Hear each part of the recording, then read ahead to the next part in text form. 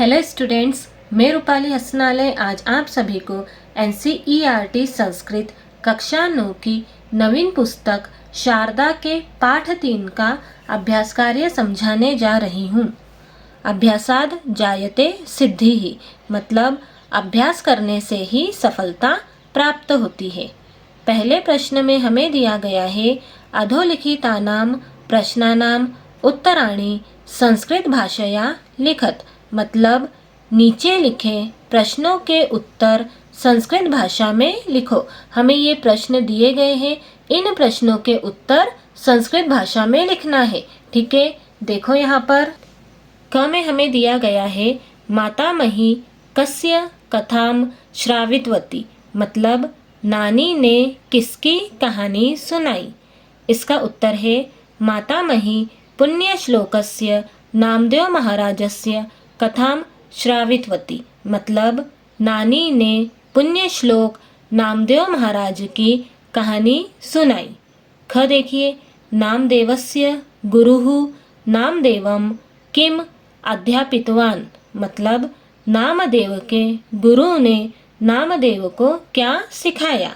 इसका उत्तर है नामदेवस्य गुरुः नामदेवम अध्यापितवान यत् ईश्वरः न केवलं मंदिरे भवति अपि तु सर्वेषु भूतेषु तस्य निवासो भवति, अतः तस्य सर्वात्मकस्य ईश्वरस्य पूजनं कुरु इति, मतलब नामदेव के गुरु ने नामदेव को सिखाया कि ईश्वर न केवल मंदिर में होते हैं बल्कि सभी जीवों में उनका निवास होता है, इसलिए उस सर्वव्यापी ईश्वर की पूजा करो। ठीक है। ग देखिए, नामदेवः कया भावनया धावनम कृतवान, मतलब नामदेव ने किस भावना से दौड़ लगाई। इसका उत्तर है नामदेवः करुणया भावनया धावनम कृतवान, मतलब नामदेव ने करुणा की भावना से दौड़ लगाई। अब घ देखिए, बालकयोः मुखे किमर्थम म्लाने संजाते, मतलब दोनों बालकों के अर्थात दोनों बच्चों के मुंह किस लिए मुरझा गए। इसका उत्तर है अपराध भावनया बालकयोः मुखे म्लाने संजाते, मतलब अपराध बोध की भावना से दोनों बालकों के अर्थात दोनों बच्चों के मुंह मुरझा गए। अंग देखिए, कपिलः माधवी च कम संकल्पम कृतवन्तौ, मतलब कपिल और माधवी ने क्या संकल्प किया। इसका उत्तर है तौ संकल्पम कृतवन्तौ यत् अस्माकं कायेन वाचा मनसा वा कस्यापि पीड़ा न भवेत् तथैव कस्यापि या कापि पीड़ा स्यात् ताम निवारयितुं प्रयतामहे, मतलब उन दोनों ने संकल्प किया कि हमारे शरीर, वाणी और मन से किसी को भी पीड़ा न हो। वैसे ही यदि किसी को कोई भी पीड़ा हो तो उसे दूर करने का प्रयास करेंगे। च देखिए, तम दृष्ट्वा पाषाणखंडम स्वीकृत्य मारयितुं धावितवन्तौ इति वाक्ये तम इति सर्वनाम शब्दः कस्य कृते प्रयुक्तः, मतलब उसे देखकर पत्थर का टुकड़ा लेकर मारने के लिए दौड़े। इस वाक्य में तम मतलब उसे, यह सर्वनाम शब्द किसके लिए प्रयोग हुआ है। इसका उत्तर है तम इति सर्वनाम शब्दः शुनकस्य कृते प्रयुक्तः, मतलब तम यह सर्वनाम शब्द कुत्ते के लिए प्रयोग हुआ है। छ देखिए, कपिलः माधवी च कुत्र गतवन्तौ, मतलब कपिल और माधवी कहाँ गए। इसका उत्तर है कपिलः माधवी च अवकाशकाले मातुलगृहं गतवन्तौ मतलब कपिल और माधवी छुट्टी के समय मामा के घर गए। ज देखिए, मातामही तं प्रसंगम दृष्टवती तौ आहूतवती च इति वाक्ये तौ इति शब्दः कस्यां विभक्तौ अस्ति। मतलब नानी ने उस घटना को देखा और उन दोनों को बुलाया। इस वाक्य में तौ यह शब्द किसकी विभक्ति है? इसका उत्तर है तौ इति शब्दः द्वितीया विभक्तौ अस्ति। मतलब तौ यह शब्द द्वितीया विभक्ति है। ठीक, आया समझ में आप सभी को? अब आगे देखिए, दूसरे प्रश्न में हमें दिया गया है अधोलिखितानि वाक्यानि भूतकालेन परिवर्त्य पुनः लिखत। इसका मतलब होता है नीचे लिखे वाक्यों को भूतकाल में मतलब पास्ट टेंस में बदलकर फिर से लिखो। बच्चों, इस प्रश्न में हमें वर्तमान काल के वाक्यों को भूतकाल में बदलना है। ठीक है बच्चों, संस्कृत में भूतकाल का बोध कराने के लिए मुख्य रूप से 2 तरीकों का प्रयोग किया जाता है। पहला है लंग लकार और दूसरा है इक्तवतु प्रत्यय। इस प्रश्न में इक्तवतु प्रत्यय का प्रयोग किया गया है। ठीक है,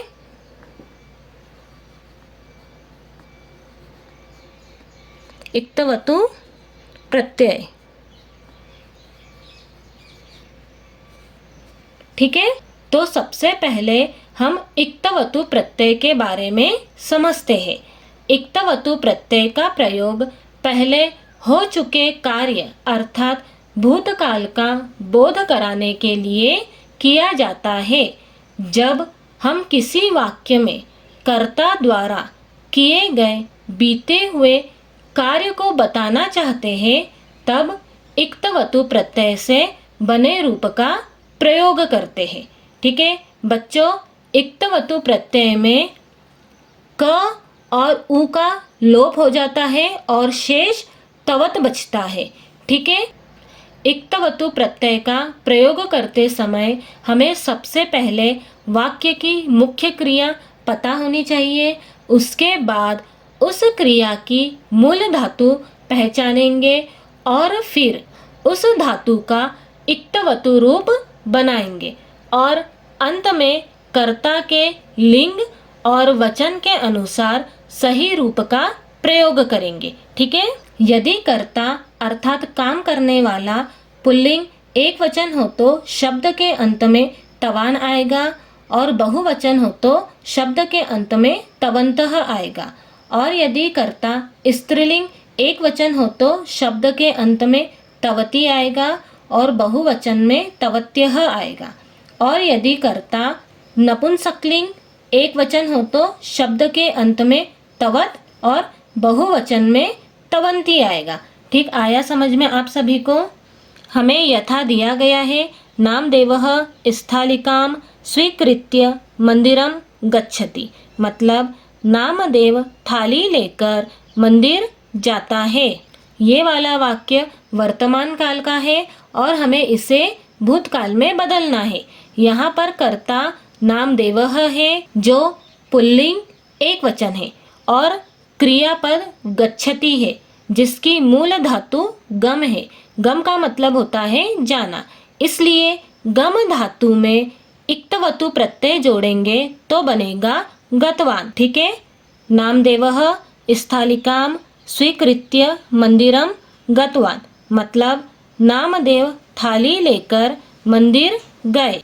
बच्चों, एक बात ध्यान रखना, केवल अंतिम क्रियापद बदला है, बाकी वाक्य वैसा का वैसा रहेगा। ठीक है, क देखिए, नैवेद्यम विग्रहस्य पुरतः स्थापयति। मतलब भोग को मूर्ति के सामने रखता है। ये वाला वाक्य वर्तमान काल का है और हमें इसे भूतकाल में बदलना है। यहाँ पर कर्ता पुल्लिंग एक वचन है और क्रियापद स्थापयति है जिसकी मूल धातु स्था है। इसका मतलब होता है रखना या स्थापित करना। स्थापयति का इक्तवतु रूप बनेगा स्थापितवान। तो हम यहाँ पर लिखेंगे स्थापितवान।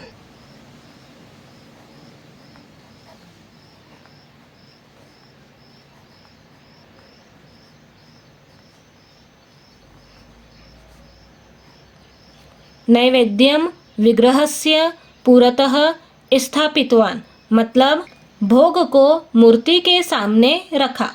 हम लोगों ने सिर्फ क्रियापद को बतला है, बाकी पूरा वाक्य वैसा का वैसा है। ठीक है।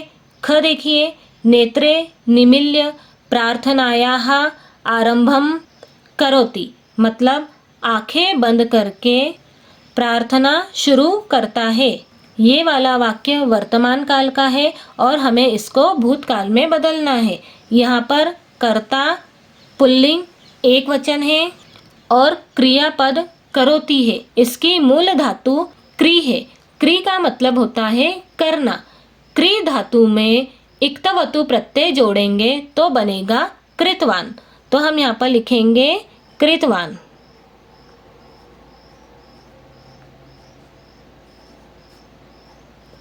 नेत्रे निमील्य प्रार्थनायाः आरंभम कृतवान, मतलब आंखें बंद करके प्रार्थना शुरू की।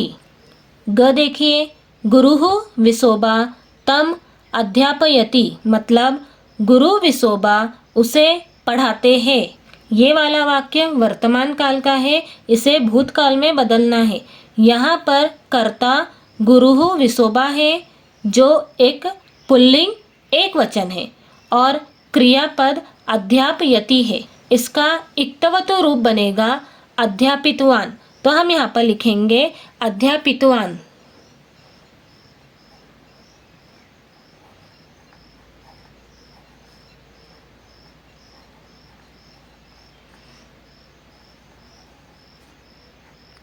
गुरुः विसोबा तम अध्यापितवान, मतलब गुरु विसोबा ने उसे पढ़ाया। घ देखिए, अहम शृणोमि, मतलब मैं सुनता हूँ या मैं सुनती हूँ। अहम का मतलब मैं। यहाँ पर बोलने वाला पुरुष भी हो सकता है या फिर स्त्री भी हो सकती है, इसलिए यहाँ पर कर्ता पुल्लिंग एक वचन या स्त्रीलिंग एक वचन होगा। और क्रियापद शृणोमि है। इसकी मूल धातु श्रु है। श्रु का मतलब होता है सुनना। इसका पुल्लिंग के लिए इक्वतु रूप बनेगा श्रुतवान। तो हम यहाँ पर लिखेंगे श्रुतवान।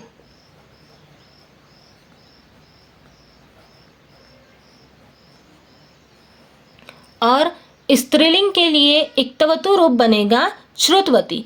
तो हम यहाँ पर लिखेंगे श्रुतवती।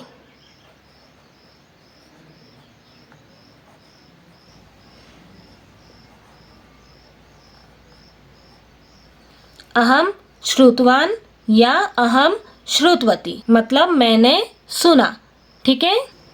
अंग देखिए, सत्पुरुषाः स्वकर्तृत्वेन जन्म सार्थकम कुर्वन्ति, मतलब सज्जन पुरुष अपने कर्तव्य से जन्म सार्थक करते हैं। ये वाला वाक्य वर्तमान काल का है और हमें इसे भूतकाल में बदलना है। यहाँ पर कर्ता सत्पुरुषा है जो पुल्लिंग बहुवचन है और क्रियापद कुर्वन्ति है।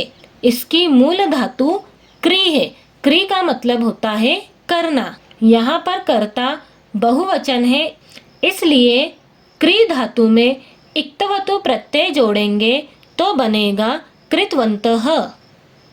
हम यहाँ पर लिखेंगे कृतवन्तः।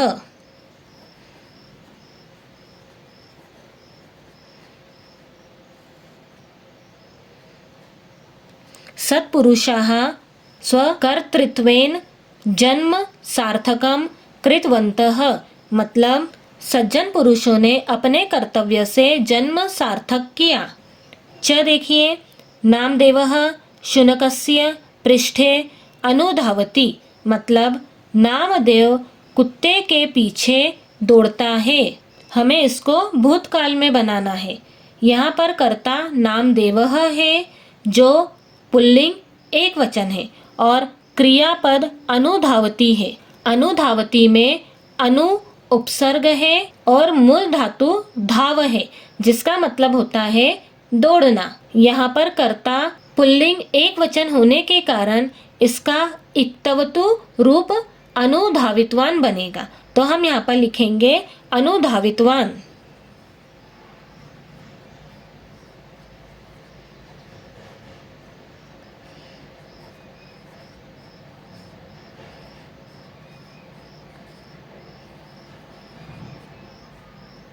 नामदेवः शुनकस्य पृष्ठे अनुधावित्वान, मतलब नामदेव कुत्ते के पीछे दौड़ा।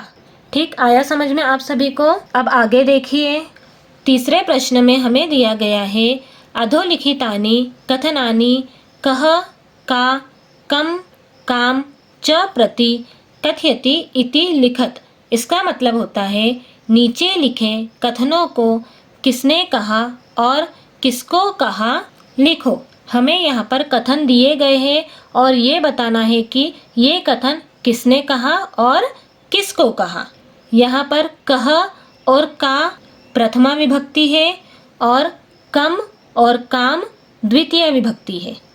कह और कम पुल्लिंग है, का और काम स्त्रीलिंग है। ठीक है, अब देखो हमें यथा दिया गया है, हे देव शुष्काम रोटिकाम न खादतु घृतमपि स्वीकरोतु, मतलब हे देव सूखी रोटी मत खाओ, घी भी स्वीकार करो। ये वाला कथन किसने कहा? ये वाला कथन नामदेव ने कहा। तो यहाँ पर आया नामदेवः, और किसको कहा? कुत्ते को कहा। तो यहाँ पर क्या आया? यहाँ पर आया शुनकम। ठीक है, क देखिए, कथाम श्रोतुम इच्छतः वा, मतलब क्या कहानी सुनना चाहते हो। ये वाला कथन किसने कहा? ये वाला कथन नानी ने कहा। तो यहाँ पर आएगा मातामही, और किसको कहा? कपिल और माधवी को कहा। तो यहाँ पर आएगा कपिलम माधवीम च। ख देखिए, अहम श्रुतवती यत तस्य कीर्तने स्वयं देवः पांडुरंगः नृत्यम कृतवान इति, मतलब मैंने सुना है कि उनके कीर्तन में स्वयं भगवान पांडुरंग ने नृत्य किया था। ये वाला कथन किसने कहा? ये वाला कथन माधवी ने कहा। तो यहाँ पर आएगा माधवी, और किसको कहा? नानी को कहा। तो यहाँ पर आएगा माता महिम। ठीक है, ग देखिए, किम देवेन सह अपि मित्रता संभवती, मतलब क्या भगवान के साथ भी मित्रता संभव है। ये वाला कथन किसने कहा? ये वाला कथन कपिल ने कहा। तो यहाँ पर आएगा कपिलः, और किसको कहा? नानी को कहा। तो यहाँ पर आएगा माता महिम। ठीक है, घ देखिए, अतः तस्य सर्वात्मकस्य ईश्वरस्य पूजनम कुरु, मतलब इसलिए उस सर्वव्यापी ईश्वर की पूजा करो। ये वाला कथन किसने कहा? ये वाला कथन गुरु विसोबा ने कहा। तो यहाँ पर आएगा गुरुहु विसोबा, और किसको कहा? नामदेव को कहा। तो यहाँ पर क्या आएगा? नामदेवम। ठीक है, अंग देखिए, नैवेद्यम गृह्यताम देव भक्तिम में यचलाम कुरु, मतलब हे देव भोग को स्वीकार कीजिए और मेरी भक्ति को अटल कीजिए, अर्थात मेरी भक्ति को स्थिर कीजिए। ये वाला वाक्य किसने कहा? ये वाला वाक्य नामदेव ने कहा। तो यहाँ पर आएगा नामदेवः, और किसको कहा? भगवान को कहा। तो यहाँ पर क्या आएगा? देवम। ठीक है, च देखिए, धिक शुनकम, मतलब कुत्ते को धिक्कार है। ये वाला कथन किसने कहा? ये वाला कथन कपिल ने कहा। तो यहाँ पर आएगा कपिलः, और किसको कहा? नानी को कहा। तो यहाँ पर आएगा माता महिम। ठीक है, छ देखिए, नामदेवस्य कियत दुखम जातम स्यात् खलु, मतलब नामदेव को कितना दुख हुआ होगा निश्चित रूप से। ये वाला कथन किसने कहा? ये वाला कथन माधवी ने कहा। तो यहाँ पर आएगा माधवी, और किसको कहा? कपिल को कहा। तो यहाँ पर आएगा कपिलम। ज देखिए, किम घृत पात्रम आधृत्य मतलब क्या घी का पात्र लेकर। ये वाला कथन किसने कहा? ये वाला कथन कपिल और माधवी ने कहा। तो यहाँ पर आएगा कपिलः माधवी च। और किसको कहा? नानी को कहा। तो यहाँ पर आएगा माता महिम। झ देखिए, अद्य अहम ज्ञातवान यत सर्वेषु ईश्वरः निवसति इति मतलब आज मैं समझ गया हूँ कि सभी में ईश्वर निवास करते हैं। ये वाला वाक्य किसने कहा? ये वाला वाक्य कपिल ने कहा। तो यहाँ पर आएगा कपिलः। और किसको कहा? नानी को कहा। तो यहाँ पर आएगा माता महिम। न्य देखिए, उत्तीर्णः भवान परीक्षाम मतलब आप परीक्षा में सफल हुए। ये वाला कथन किसने कहा? ये वाला कथन भगवान पांडुरंग ने कहा। तो यहाँ पर क्या आएगा? पांडुरंगः। और किसको कहा? नामदेव को कहा। तो यहाँ पर आएगा नामदेवम। ठीक, आया समझ में आप लोगों को? अब आगे देखिए, चौथे प्रश्न में हमें दिया गया है रेखांकित पदानि आधृत्य प्रश्न निर्माणम कुरुत मतलब रेखांकित पदों के आधार पर प्रश्न निर्माण करो। हमें जहाँ जहाँ पर भी अंडरलाइन दी गई है उसका प्रश्न निर्माण करना है। ठीक है बच्चों, संस्कृत में जब भी प्रश्न निर्माण करना होता है तब किम सर्वनाम शब्द रूपों का प्रयोग करते हैं। किम का अर्थ होता है क्या। ये शब्द रूप तीनों लिंगों पुल्लिंग, स्त्रीलिंग और नपुंसकलिंग में होते हैं। इसके अलावा कुछ ऐसे अव्यय और विशेष शब्द होते हैं जिनका प्रयोग प्रश्न निर्माण में किया जाता है, जैसे कुत्र, कदा, कति, कीदृश। प्रश्न निर्माण करते समय हमें यह ध्यान रखना जरूरी है कि जहाँ पर भी अंडरलाइन की गई है उसका लिंग, विभक्ति और वचन क्या है, उसी के अनुसार किम सर्वनाम शब्द रूपों का प्रयोग करके हम आसानी से प्रश्न निर्माण कर सकते हैं। ठीक आया समझ में आप लोगों को? हमें यथा दिया गया है पांडुरंगः नामदेवस्य मित्रम आसीत् मतलब पांडुरंग नामदेव के मित्र थे। अंडरलाइन नामदेवस्य पर की गई है। ये पुल्लिंग है, षष्ठी विभक्ति है और एक वचन है। तो हम किम पुल्लिंग शब्द रूप की षष्ठी विभक्ति एक वचन देखेंगे। इसकी षष्ठी विभक्ति एक वचन कस्य होगा। पांडुरंगः कस्य मित्रम आसीत् मतलब पांडुरंग किसके मित्र थे। ठीक है, हम लोगों ने प्रश्न बनाया है, इसी कारण से प्रश्नवाचक चिन्ह लगाया है। अब क देखिए, क में हमें दिया गया है देवः नामदेवम परितः भवति स्म मतलब भगवान नामदेव के चारों ओर रहते थे। अंडरलाइन नामदेवम पर की गई है। यह पुल्लिंग, द्वितीय विभक्ति और एक वचन है। तो हम किम पुल्लिंग सर्वनाम शब्द रूप की द्वितीय विभक्ति एक वचन देखेंगे। इसकी द्वितीय विभक्ति एक वचन कम होगा, तो हम यहाँ पर लिखेंगे कम।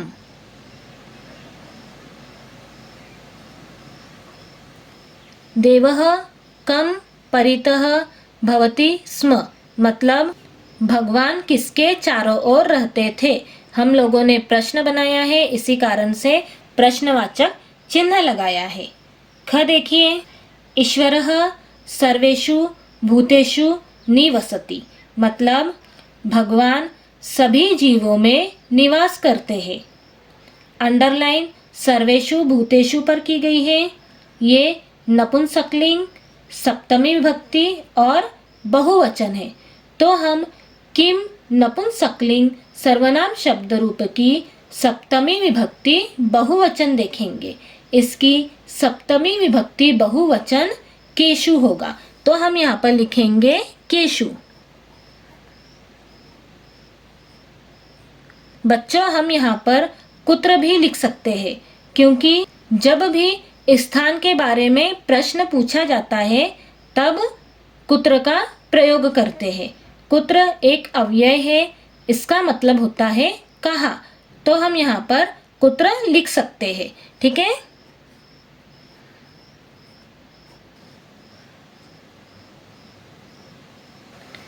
ईश्वरः केषु निवसति, मतलब ईश्वर किनमें निवास करते हैं, या फिर ईश्वरः कुत्र निवसति, मतलब ईश्वर कहाँ निवास करते हैं। आप केशु भी लिख सकते हैं और कुत्र भी लिख सकते हैं, दोनों सही है। ठीक है। अब ग देखिए, शुनकः आगत्य मुखे रोटिकां धृत्वा धावितवान, मतलब कुत्ता आकर मुंह में रोटी लेकर अर्थात दबाकर भाग गया। अंडरलाइन रोटिकाम पर की गई है। ये स्त्रीलिंग है, द्वितीय विभक्ति है और एक वचन है। तो हम किम स्त्रीलिंग शब्द रूप की द्वितीय विभक्ति एक वचन देखेंगे। इसकी द्वितीय विभक्ति एक वचन काम होगा, तो हम यहाँ पर लिखेंगे काम।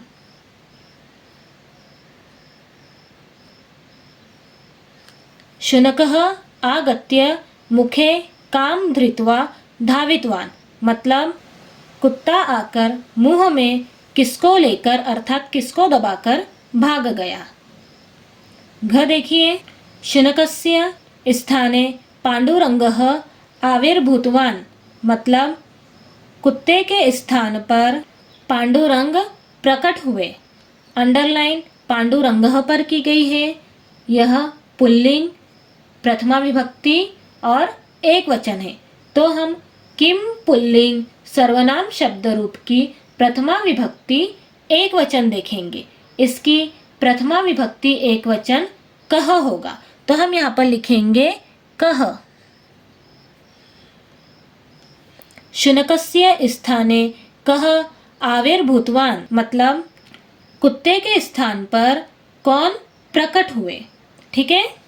अंग देखिए, आत्मवद सर्वभूतेषु यह पश्यति स पंडितः, मतलब जो सभी प्राणियों को अपने समान देखता है वह ज्ञानी है।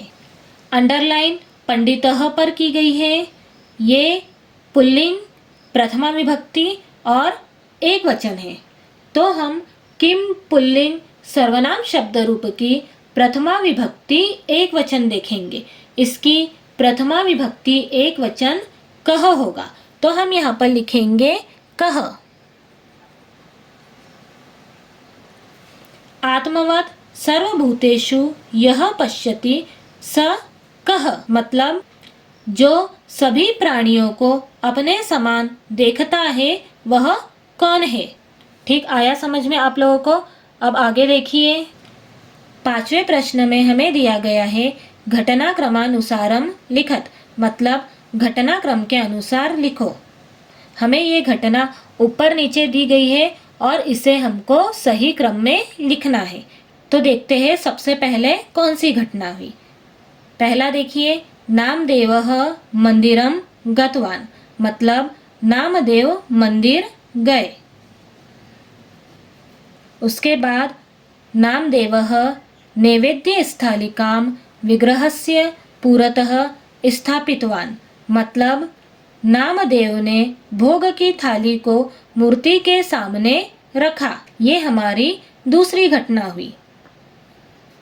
इसके बाद क्या हुआ, नामदेवः मंत्रम उच्चार्य श्रद्धया प्रणम्य नेत्रे उद्घाटितवान, मतलब नामदेव ने मंत्र का उच्चारण करके और श्रद्धा से प्रणाम करके आंखें खोली। ये हमारी तीसरी घटना हुई। उसके बाद शुनकः शुष्क रोटिकाम अपहृत्य पलायितवान, मतलब कुत्ता सूखी रोटी लेकर भाग गया। ये हमारी चौथी घटना हुई। उसके बाद क्या हुआ, देखो, नामदेवः घृत पात्रम आधृत्य अनुधावितवान, मतलब नामदेव घी का पात्र लेकर अर्थात घी का कटोरा लेकर दौड़े। ये हमारी पांचवी घटना हुई। और उसके बाद क्या हुआ, शुनकस्य स्थाने पांडुरंगः आविर्भूतवान, मतलब कुत्ते के स्थान पर पांडुरंग प्रकट हुए। ठीक है, आया समझ में आप लोगों को? हमें ये ऊपर नीचे घटना दी गई थी और हमें इसको सही क्रम में लिखना था।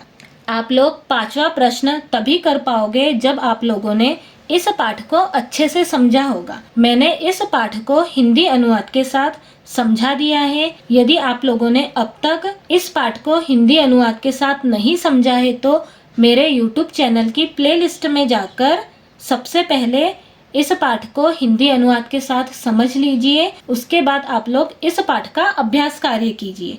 ठीक है, अब मैं 6वां, 7वां और 8वां प्रश्न मेरे अगले वीडियो में बताऊंगी। Thank you.